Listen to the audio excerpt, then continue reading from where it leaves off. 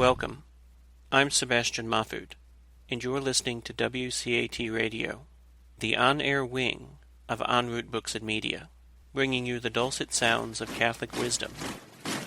Hello, this is Ray Gerard, and this is another edition of St. Paul's Letters to America.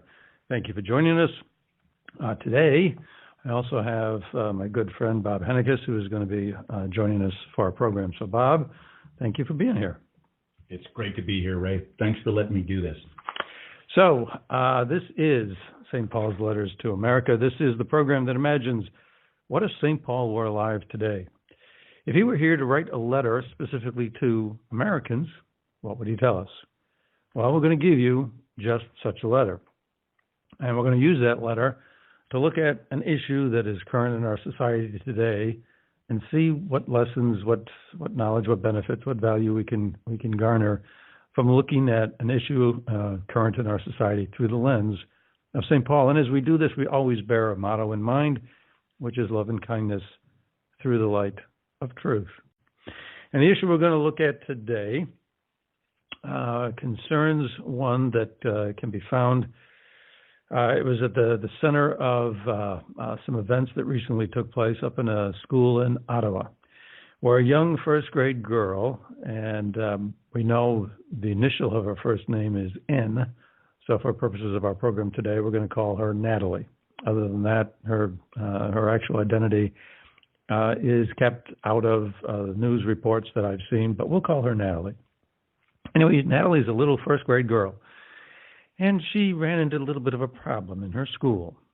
It seems that she was told she's not a girl. And, you know, we have cases in our society today where there are children who are confused as to whether or not they're a boy or a girl, and there are fights about what should be done in terms of protecting those children or how those children should be treated. Is it discriminatory? Is it offensive? Is it wrong to treat them other than any way which does not affirm their right to maybe decide on their own how to settle their own confusion? But what about a girl who has no confusion? The parents don't have any dispute as to whether their child is a boy or a girl. The child has no dispute as to whether or not the child is a boy or a girl. But school authorities tell the child that although everything in her life tells her that she's fine with this identity that she understands to apply to her, that she's not fine. What should happen then? Well, the writing we're going to look to from St. Paul is a familiar one. It's one I think you'll recognize. In his first letter to the Corinthians, which needs no adaptation. It's just as relevant today as it was for the people back then. If Paul were alive today, wouldn't he write exactly the same thing today to Americans he wrote to the Corinthians when he wrote, "When I was a child, I used to talk as a child, think as a child, reason as a child. When I became a man, I put aside childish things." Now, in the first sense, that seems kind of ironic, doesn't it? Because as we look at that, it seems to suggest that the impressions that we have as children are ones that fade and then get improved upon when we gain more knowledge of the world, when we become older. And yet here, we have a child who thinks she's a girl. So should that image change? In other words, we have the adults in the school telling her that she's wrong about that. Well, maybe the adults know more. Maybe they have a better understanding as adults would from having more life experience. Well, this writing from St. Paul that we mentioned so far is part of a larger passage. This little excerpt we used so far is part of a larger passage. The larger passage reads as follows: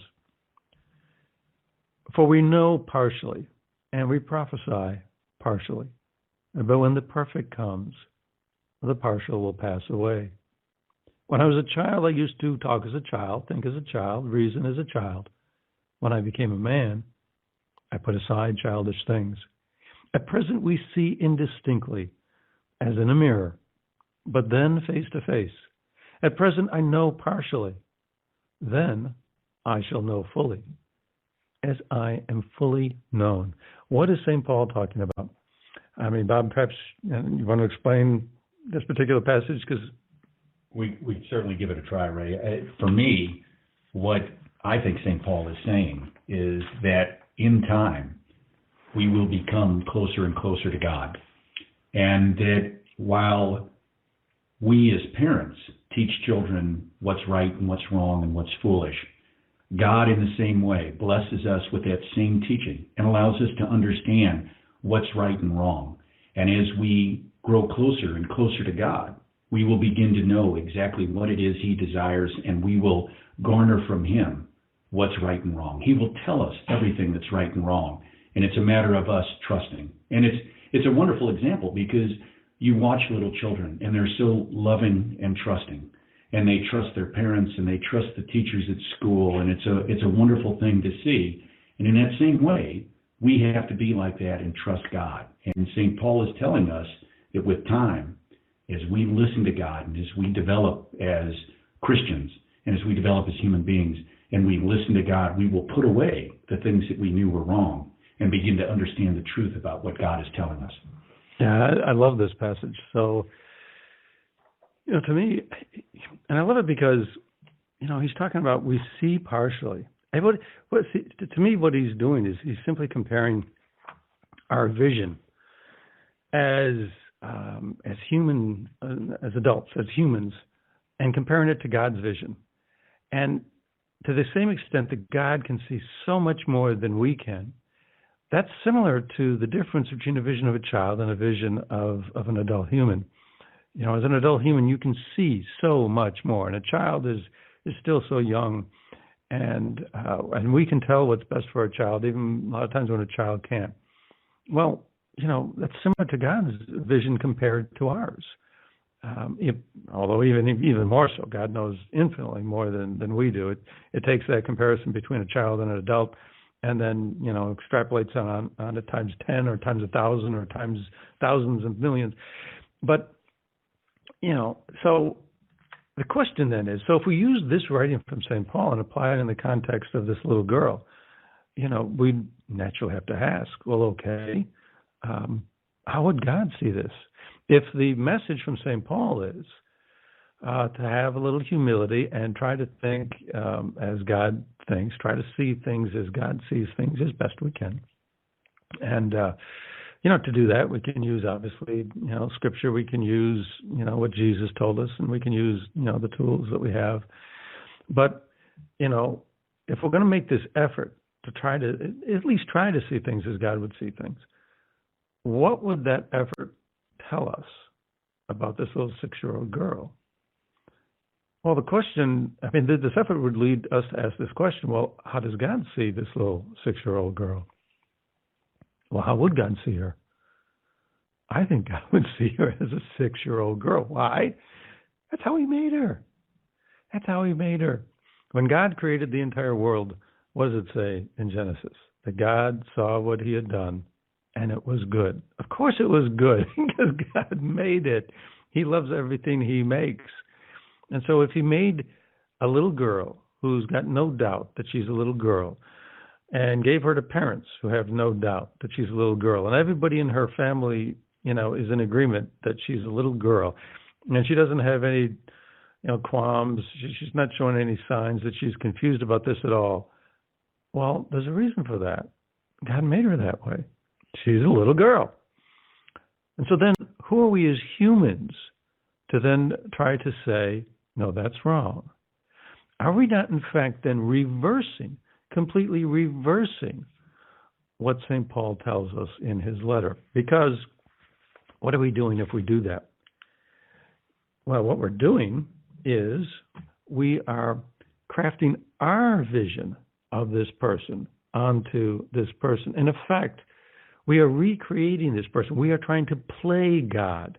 We are we as humans, deciding, no, not a girl, perhaps a boy.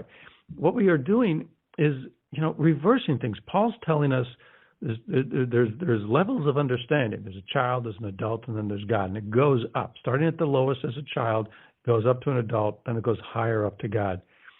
Well, no, we're reversing that. Paul says, as our understanding as humans are nothing compared to the vision of God.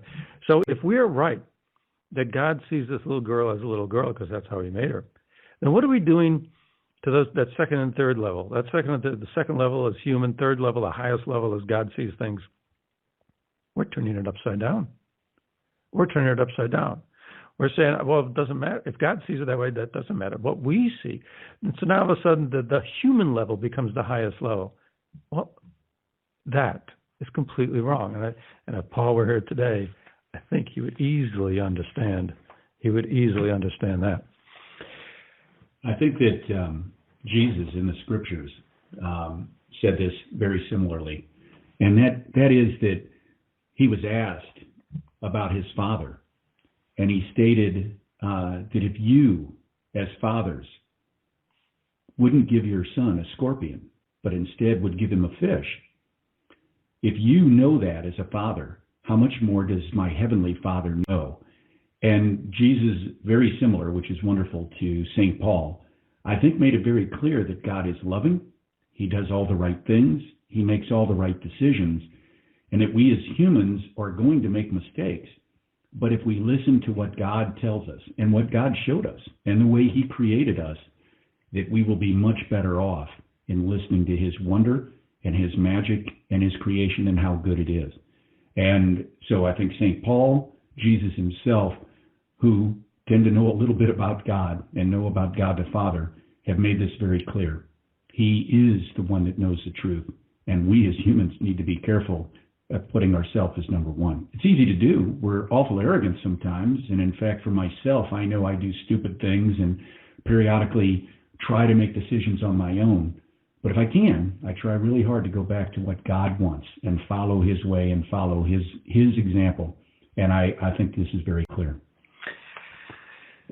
So why don't we go back to the situation of this little 6-year-old girl, and let's look at it a little bit in depth so that we can gain some context as to what it is exactly we're talking about. So here's what happened. So it was January. So this little girl, Natalie, is in grade 1, and this is January of 2018. It's early in her semester where she has this teacher, Ms. Bluen. Anyways, Ms. Bluen shows the class a YouTube video. It's entitled "He, She, and They?" ? Gender, Queer Kid Stuff Number 2. That's the title of the video, and she shows it to the grade 1 class. And I looked at most of this video, and it basically it's basically a person, looks to be maybe 18, 19 years old, maybe a little older, I don't know. But anyways, it's a girl. She's dressed with a shirt and a tie. Looks like the dress of a boy. She's got her hair cut very short. And the discussion that goes through the video is generally along the lines of, you can dress how you want. You can do what you want. You can, you can be boy. You can be girl. It's that type of a video. And the video contained a number of statements about gender identity, and it asserted, quote, "Some people aren't boys or girls," close quote. But I mean, that's just a strange statement to make in a video, which apparently is designed for young children, and that this teacher showed to her first grade class. Some people aren't boys or girls. You take a little first grade class filled with boys and girls, and you tell them at that tender age, some people aren't. I mean, boys or girls, what are little children supposed to make of that? How are they supposed to process that? And there's so much about the world around them that they don't understand, and that they're trying to fit together to have some kind of level of comfort. Now we're so concerned about anxiety in our children. We have safe zones in our colleges, safe spaces in our colleges, because we have, 20-year-old people who act more like, 5-year-old immature children, because they can't stand to hear somebody say something that they might not agree with. It does, violence to their psyche and all this. They're so fragile, and there's so much anxiety, that children deal with, and there's so much teen suicide that people are worried about. And there are all these explanations. There are scores of explanations as to why this is taking place. Why is it worse than it used to be? Is it worse than it used to be? Why is this happening? Well, perhaps one of the reasons is we're disturbing any kind of a consistent worldview that young children could have. And if our anxiety in our children is high now, if teen suicide is high now, what's it going to be like in 10 years? After this whole gender transition movement has 10 years to grow and proliferate. When you take little 6-year-old children and does this not disturb their whole world? Well, that is going to actually become apparent in a few minutes when we tell you what little Natalie has to say to her parents in short order. Anyways, as the semester progressed, the teacher gave the children a whiteboard lesson. And she drew a line, apparently, on this whiteboard and called it like an identity spectrum. And she made a number of statements to the girls, such as there are, echoing the video, she said, there is no such thing as girls and boys. That was a quote from her. She said, quote, there is no such thing as boys and girls. She shows a video to the class that says that, and now she herself is telling these little children that. So who is this teacher? This is not a video. This is not some kind of electric image that these children are watching. No, this is a real live, breathing, walking, talking person that they look up to as an authority figure, that is someone who presents herself to the class as someone who cares about them, someone that has the authority over the class. The parents send you to this school. The school authorities put her in charge of this class. She is your friend. She is the person you look up to. And this is what she tells all these boys and girls. She also said, quote, girls are not real and boys are not real. What does that, close quote, what does that mean? Boys are not real. If you're a first grade kid and someone tells you, boys are not real, how do you make sense of that? So that's what these kids are struggling with. Anyways, I think philosophically, Ray, just think about a 5 or 6-year-old child for a second. Their world is learning what truth is, right? They are beginning to just put together a few things. They're beginning to read. They're beginning to explore. They're beginning to understand. But they still are not sure of where the truth lies. And then if you tell them one of the few truths that they know, that they are either a boy or a girl, and say that is not true, boy, what mass confusion for these poor kids. They haven't got that much that they can land on, and now we're confusing that same that issue that they know to be self-evident, know to be true, and all of a sudden you're confusing them. You are doing such a misservice to these children. You're cluttering their mind, and rather than helping them understand how to clarify, how to learn, and how to go forward. Yeah. So anyway, the parents are faced with all this. So the parents then go to the teacher to have a discussion with the teacher. And the teacher tells them basically that she's right and the parents are wrong, something to that effect. So then the parents decide, well, let's go to the principal. Well, they get a similar type of response. So then in March of 2018, the parents attend a meeting of the school board.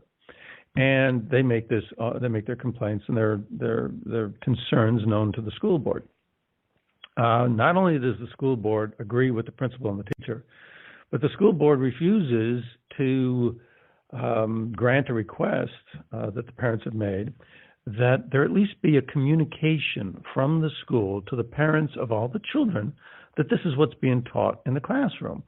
Natalie's parents thought that, we didn't even know that this was going on. Other parents should know that this is going on. Parents would probably want to know this.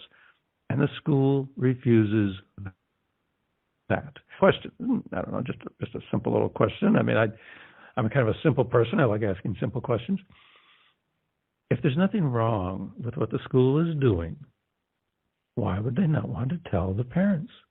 Wouldn't they think the parents would agree with them? Or is it not the more likely answer, the answer that's staring us in the face, is that the only reason the school didn't want to tell the parents is because they were afraid of the backlash? And why would that be? Maybe the school's wrong.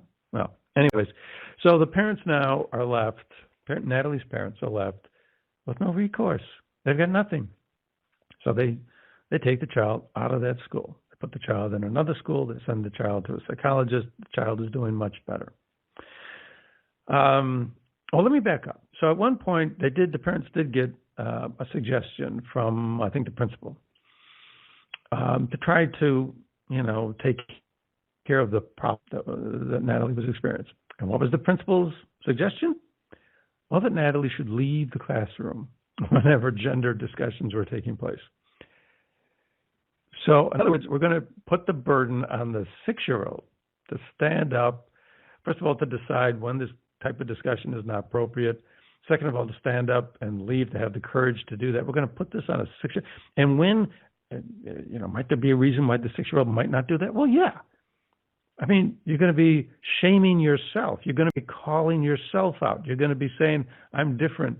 I mean, the only reason you leave a classroom during class is usually to go to the principal's office because you've misbehaved. I mean, there seems like a tremendous level of unconcern. Is that a word? I don't know. Tremendous lack of concern for the child, for the child's point of view. Anyways, the parents then think, there's still something not right about all this. And, our child has been disturbed by all this. And, yeah, we moved her to another school. But, she's going to have feelings now that, why did we have to move to another school? Parents sometimes get divorced and kids think it's their fault. And they don't understand, no, you did nothing wrong.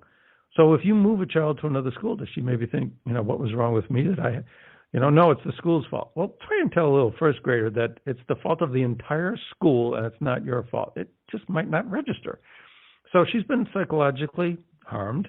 And so the parents decide, what? We're going to sue.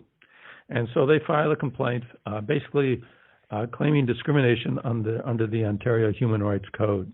Now, the Ontario Human Rights Code has a whole series of different protected classes, and the whole idea is to prevent one of the stated purposes of the code is to prevent psychological harm to people who are discriminated against, and they include gender identity and gender as categories of people that need to be protected. Well, the parents say, well, wait a minute. My child was discriminated against based on gender. She was told, if you have a child that's gender dysphoric, and the child biologically presents as a boy, but perhaps, thinks to some extent that, that the child is a girl, and the child receives ostracism or bullying or what have you. So the code is designed to protect people from that type of abusive behavior. Okay, well, did Natalie not experience bullying? Did she not experience some type of ostracism? Is she not exactly the type of person for which the supposed purposes of the Ontario Human Rights Code are designed to protect? So this is what the parents naturally thought, and so they have brought a lawsuit. Now, the attorney for the school district thinks they don't have a case. Well,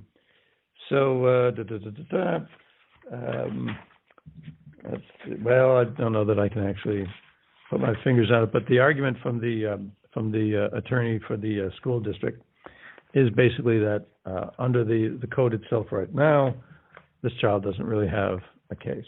So it's pending. We'll see where it goes. But that is presently what's going on up in Ontario. Let's see. Yeah. So, anyways, other people have spoken out about this. A lot of people have spoken out about this. One of them, example, one of them is a woman named Barbara Kay, and she wrote about an incident where another child had experienced something similar, and they, faced with the same dilemma as Natalie's parents, came up with the same kind of answer, which was to move the child to another school and to seek the help of a psychiatrist. And it's a funny thing, when the child went to the psychiatrist, and the psychiatrist or psychologist, when the psychologist was told, where this child had come from, what school that she had attended that was, causing these problems, the psychologist said, "Oh, you're the seventh group of parents that I've already seen from that same school." So we are doing, this is causing psychological damage. Now, this whole issue was one that became quite, a hot topic in Canada a few years ago. I said that the Ontario Human Rights Code protects these categories of people that are referred to as gender identity and gender expression groups. And when that was under consideration, there was a fellow up in Toronto, University of Toronto. His name is Jordan Peterson. Perhaps you will recognize the name. He's become quite famous as a psychiatrist who speaks out on social issues. And he was imposed upon to use pronouns that other people have decided, that they would like to be applied to themselves. And Peterson, a professor at the University of Toronto, said no. And people couldn't understand that. Well, why no? I mean, why impose your will on other people? If other people wanted a certain pronoun to be used, who are you to say that, they shouldn't have that pronoun applied to them? And Peterson's response was easy. He said, they can choose whatever pronouns they want for themselves, but I get to choose which pronouns I use to come out of my mouth. And he said, look, I've studied authoritarian regimes. I've studied Marxism and authoritarianism for 35 years. So this is what happens in authoritarian regimes. They take control of the language, and then they take control of the thought. I'm not going to, be a participant in that. This is intellectual thievery. This is wrong. And I reserve the right to think as I want to think about these issues. And that kind of independence didn't sit well with a lot of people, and so Mr. Peterson became the focus of a very hot debate. But nevertheless, he maintained his position. And one of the reasons that he did was he said there's this whole body of incontrovertible evidence that the nuclear family produces the best chances for people to grow up stable and balanced and as good and well-functioning adults. And he said this is an attack on the stable family. He said, identity is not something you get to pick.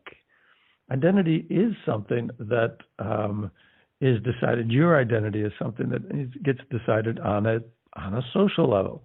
And people who refuse to submit to this, social agreement are in fact, going against society. So these people that are advocating that what we really want to do is achieve a level of social stability are in fact producing the opposite. And he commented as a psychiatrist on what happens to a child who is exposed to this. And he said, in relation to this one particular case involving Natalie, he said, look, at the tender age of 6, Natalie was being required first to question an identity that she had. So what you're doing is you're questioning, what is real itself. The whole idea, in his view, the whole idea of reality becomes shaky and unstable. He said, I can barely envision a pedagogical strategy less conducive to stable early childhood. And of course, that makes a lot of sense. I mean, if you're telling these little children, boys are not real, girls are not real, of course, that's going to upset everything. I can't help think that what we're doing as a society and as a group is we're saying, if you don't want to be blonde, dye your hair. And if you don't want to be bald, get hair implants. And we have been telling folks for some time that you can basically be anything you want. And as we do that, we are going to take this to an extreme. And don't get me wrong, if somebody colors their hair, that's fine, or if somebody, puts implants in, that's fine. But when we begin to mess with and mess about with what God has decided for us, it seems to me that we're making a huge mistake.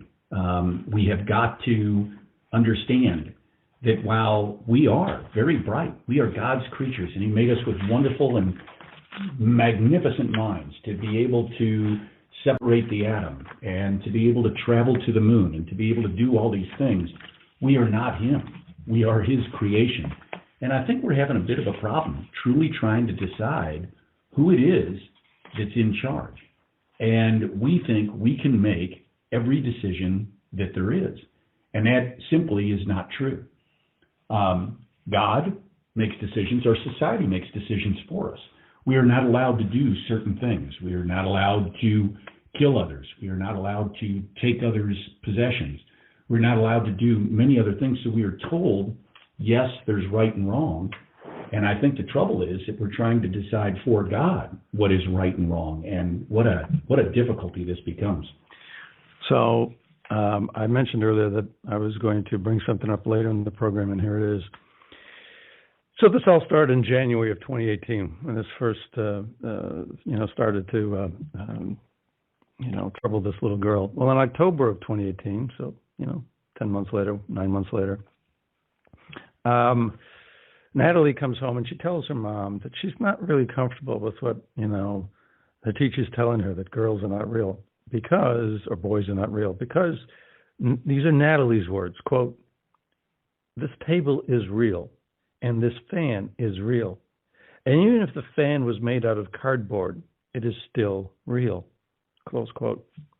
So Natalie is questioning if physical objects around her are real, because her teacher's telling her that the physical people that she sees around her as boys and girls are not real as boys and girls. I mean, we've talked about how upsetting this would be to a 6-year-old. Well, this is how upsetting it is. Now she's arguing, she's engaging in these, these very esoteric philosophical arguments that you might engage in if you're studying Descartes in a college philosophy class, studying for a PhD or something. She's engaged in those kind of intellectual arguments at the age of, 6 in first grade. I mean, this is what we are doing to the children. So perhaps Mr. Peterson is exactly right, that when he says he could hardly imagine anything that would be more disturbing, to the stability of a young child. By the way, I did find the reasons why the attorney for the school district thinks they don't have a chance, but I don't know that we need to necessarily go into to any of that. But one thing that one thing I should mention, Scandinavia. Scandinavia has been engaged in these types of things from Scandinavian countries for some decades now, and for 3 decades.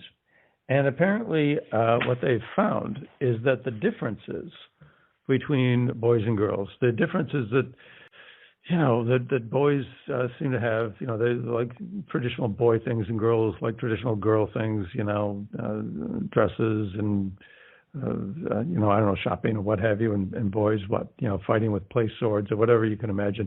Those differences have actually grown.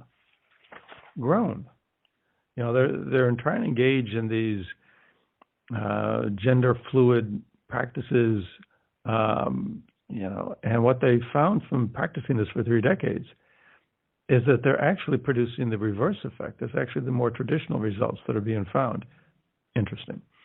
Yeah, Ray, as a parent, I didn't know what to expect as my children grew. And I wanted to produce for them a place where they could go anywhere they wanted and do anything they wanted. So I tried very hard not to impose societal's obligations for being a little boy or a girl. They were, but they had to decide for themselves where they wanted to go.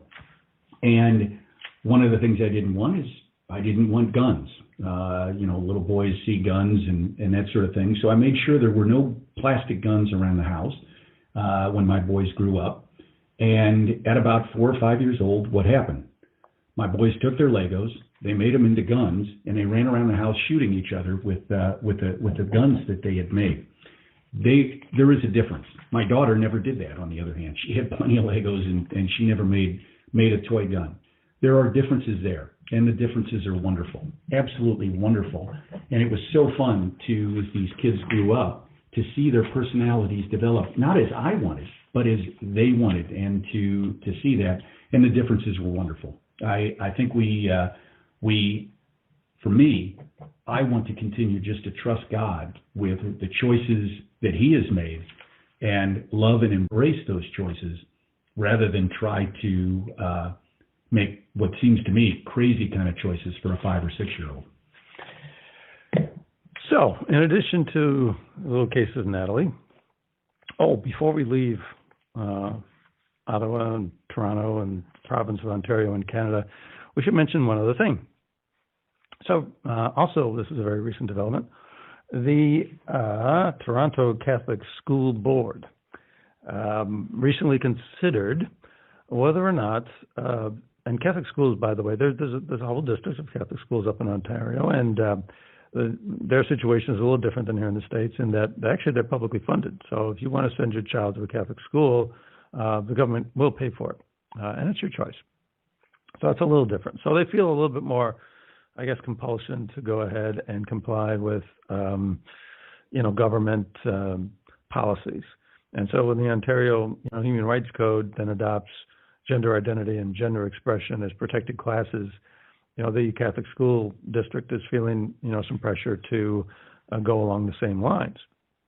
And so recently they had a meeting of the school board where they were considering this question and whether or not they should include these two particular classes of people in their own code of conduct.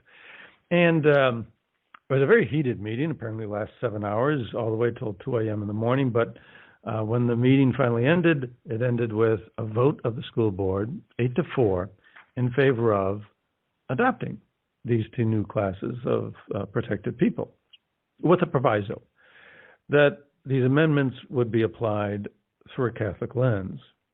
And one commentator who was quoted in a news article said, but there is no Catholic lens in which gender expression can be regarded as something protected, if in fact what you're trying to do is take someone who's a boy created by God as a boy and then declare him to be a girl. And so they've got needless to say, they've got their hands full up in Ontario, but it just goes to show, the cultural phenomena that, is present in our societies today and what we need to be dealing with.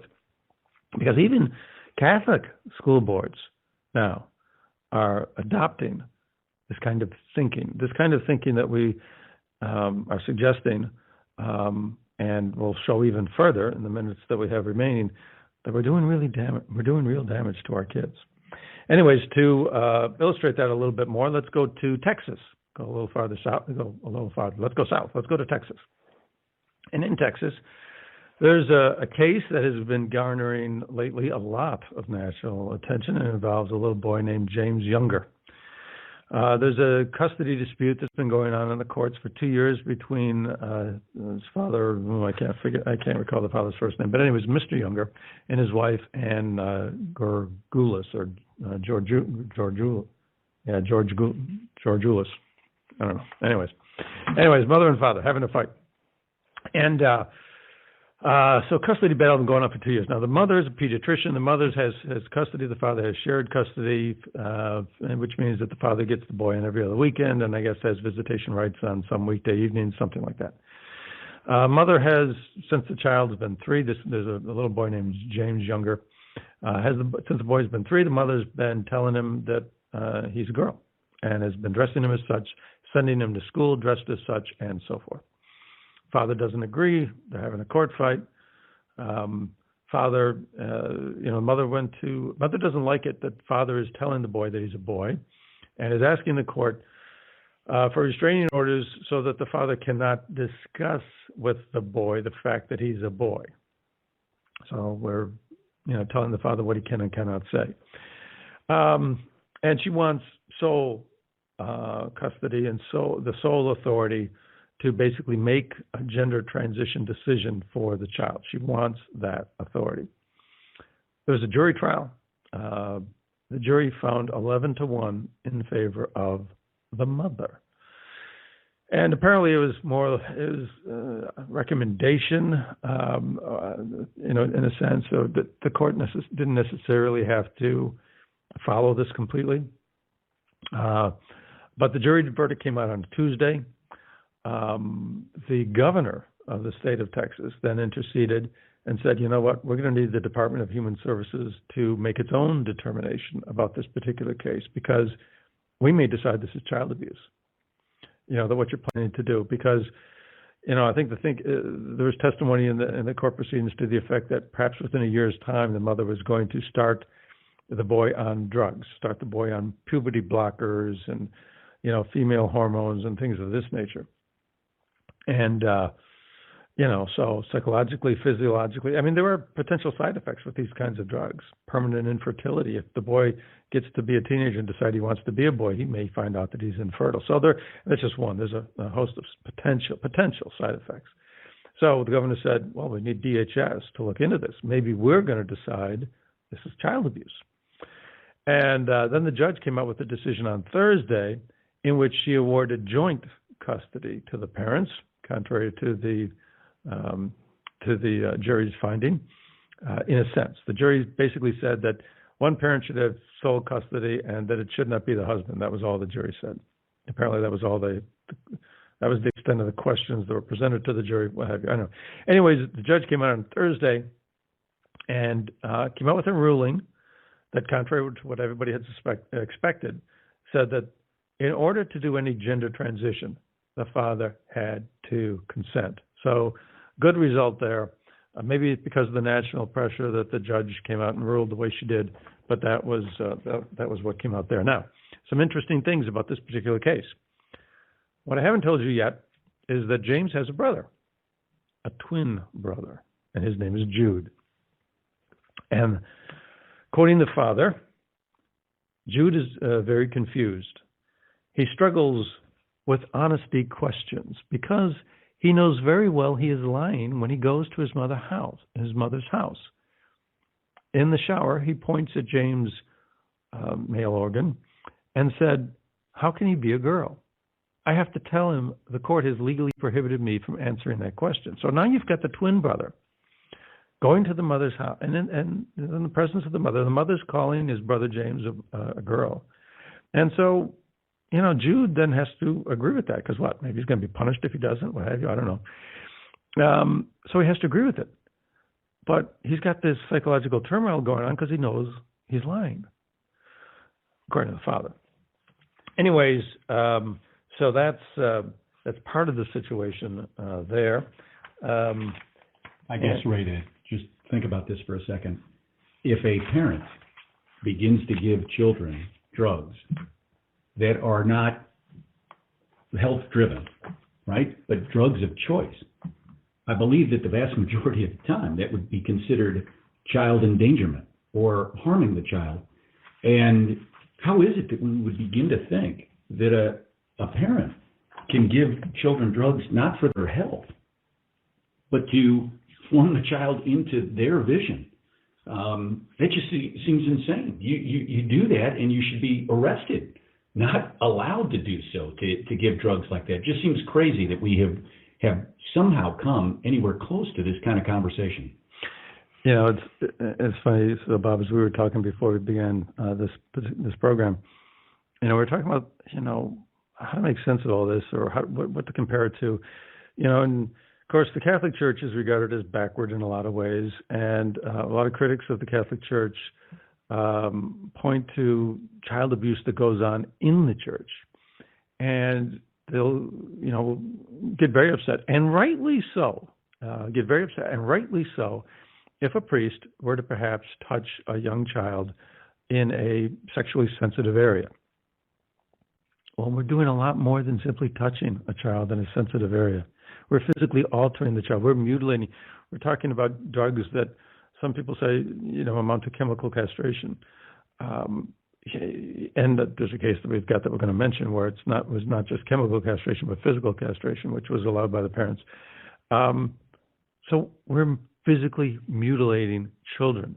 So if we get upset because priests are touching children in an inappropriate way, how about mutilation? Wouldn't that also constitute child abuse? Common sense would seem to suggest that the answer is unequivocally yeah. Anyways, another case, another little tidbit involving James. So James apparently went to see a counselor that his mother had chosen. Anyways, this counselor, she put and this counselor has testified in court that this gender transition is the proper answer for this boy, James.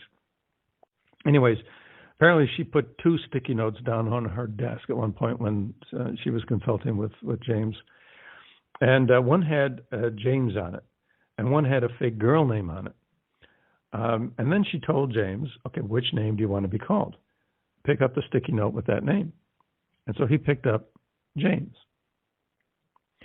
So this boy is not showing, maybe he liked pink pajamas or the color pink when he was younger, but there's also lots of indications, even in a clinical context, when he's put on the spot, that suggests no, he wants this other choice. He wants the choice of being a boy. So, why is there all this justification for saying, that no, he should be a girl? Anyways, there's some expert testimony in the case. One came, the president of the American College of Pediatricians, Dr. Michelle Cretella, says that, quote, indoctrinating preschool kids with the lie that you can be trapped in the wrong body. Again, that's disrupting their normal reality testing and cognitive development. Those things are abusive. Another psychiatrist, president, but anyways, it's medical expert opinion, echoing what Professor Peterson said. Dr. David Bell, a psychiatrist, former president of the British Psychoanalytic Society, has said gender transitioning poses, quote, serious and irreversible damage, close quote, to children. So there's a rash of, there's a raft of all kinds of medical expert opinion that, well, this is wrong. And of course, rightly so. So this case is, like I said, garnered a lot of national attention.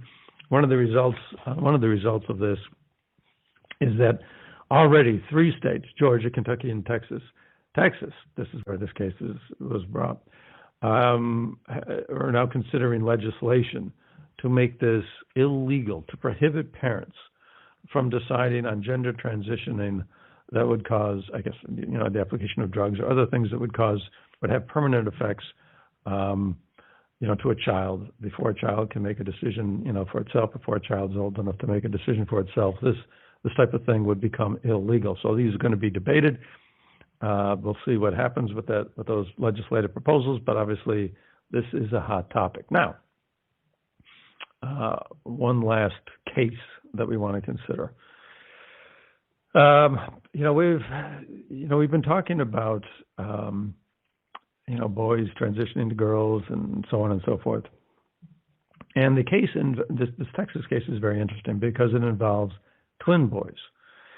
And we mentioned James's twin brother, Jude, as being very confused by all this. And rightly so, because you're a twin. And if, you're a boy and you have a twin brother, but he's not really a boy, he's a girl, then wouldn't the next logical question be, okay, so what am I? Who am I? Well, wouldn't that be inescapable? Wouldn't you have to at some points, maybe as you lie in your bed before you go to sleep or whenever, or maybe, most waking hours of the day, I don't know. Wouldn't you have those types of confused thoughts running through your head? You'd have to. So let's. So the problem in this case in Texas is that we're trying to decide what's best for this child before this child gets old enough to decide for himself. So we're trying to predict, and I think one of the experts, testified, basically said, this is a difficulty.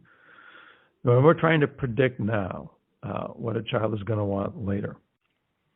And so there's a gray area, an uncertain area. It's the future, and we don't know. Well, the funny thing is, we kind of do know. We kind of do know because we've been down this road before. There's a very famous case. This is back in the 1960s. There's a man by the name of John Money. He was a professor at Johns Hopkins University. And he was proposing a novel theory at the time. The gender identity is a social construction. The gender identity is really a function of what we're told. What society thinks about us, how we should act, what toys, boys and girls should play with. And it's society that imposes its will on people.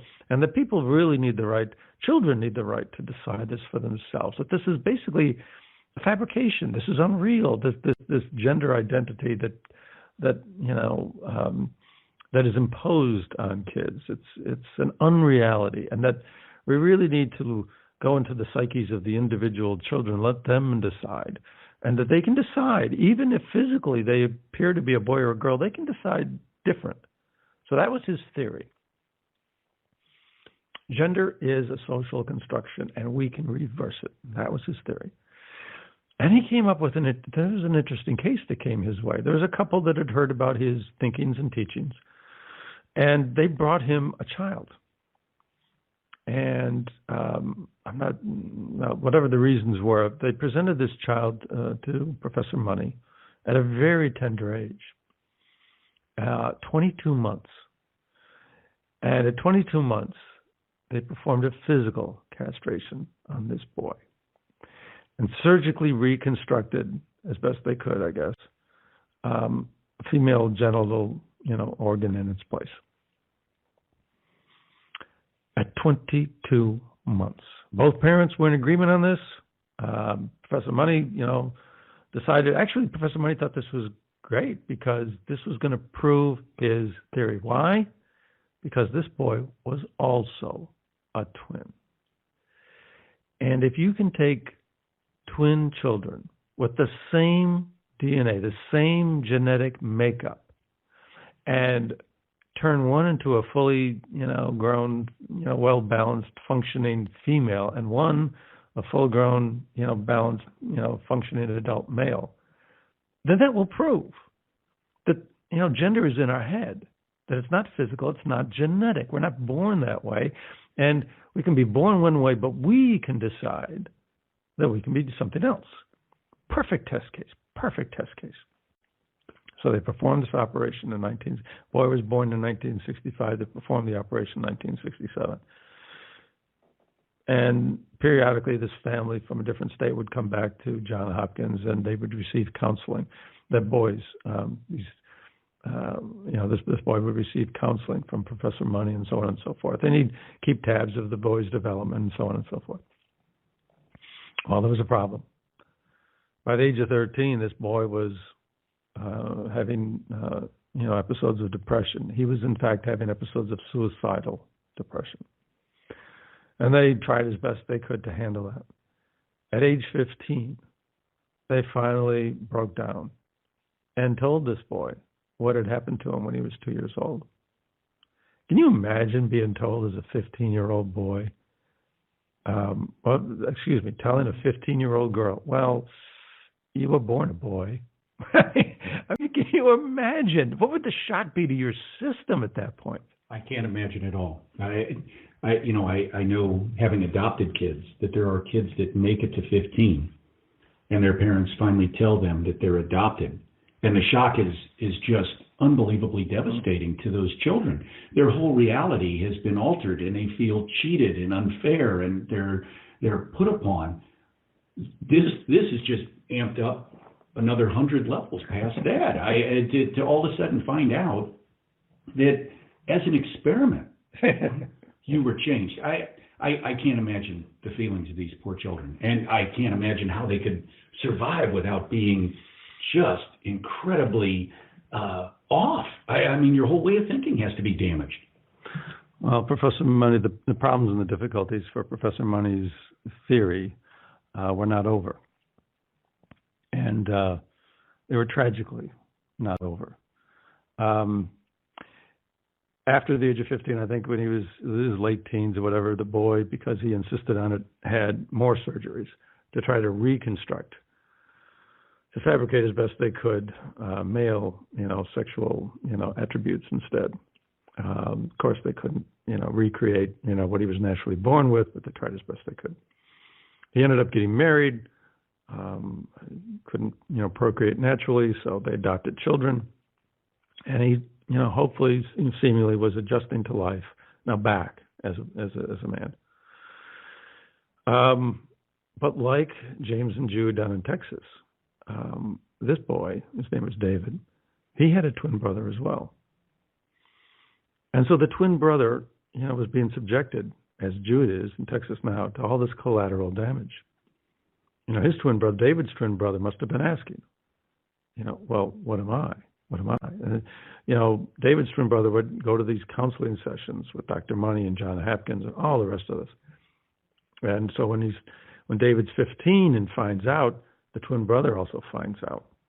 And it just, how upsetting for his world. I mean, you're the bystander, but you're also being affected by all this. And what impact is it having? What thoughts are going through his head?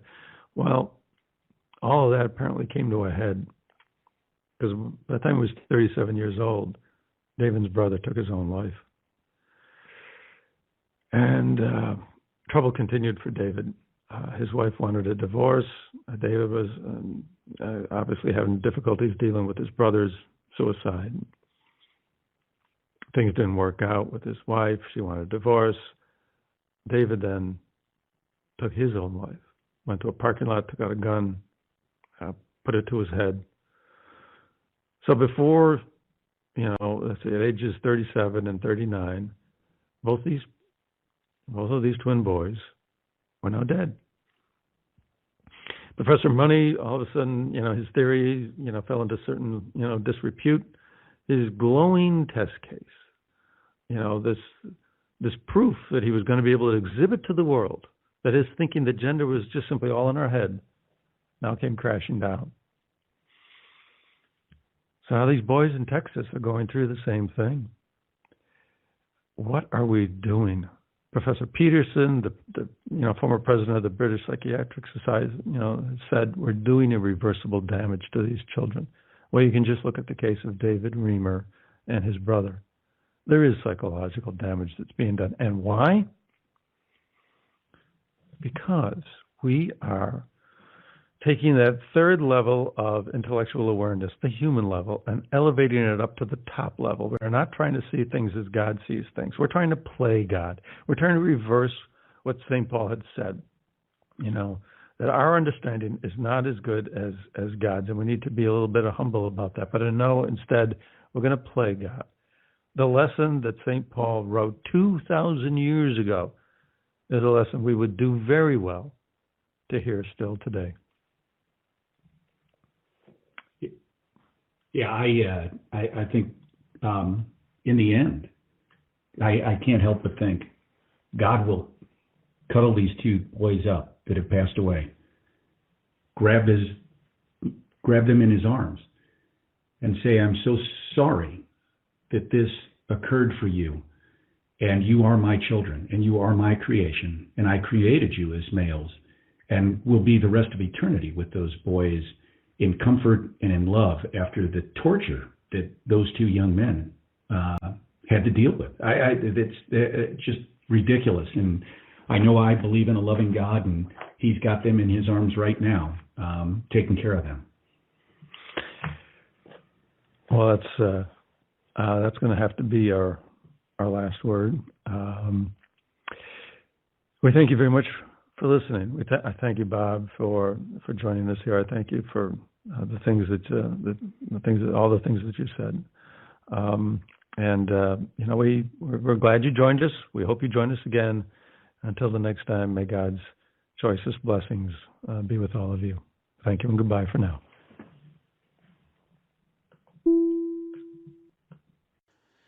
Hi, everyone. Dr. John Aquaviva here, author, professor of exercise science, and host of Faith in Sport on WCAT Radio. Please join us as we discuss current events in the sports world, bring on inspiring guests, and discuss how our Catholic faith impacts all who are involved in sport, the athletes, the coaches, the referees, and yes, even the fans. So join me, Dr. John Aquaviva, as I discuss my two favorite topics, my faith and the world of sport, on the Faith in Sports Show here on WCAT Radio. We hope you enjoyed the program and will join us back for another show on WCAT Radio. This is Sebastian Mahfood. Good day.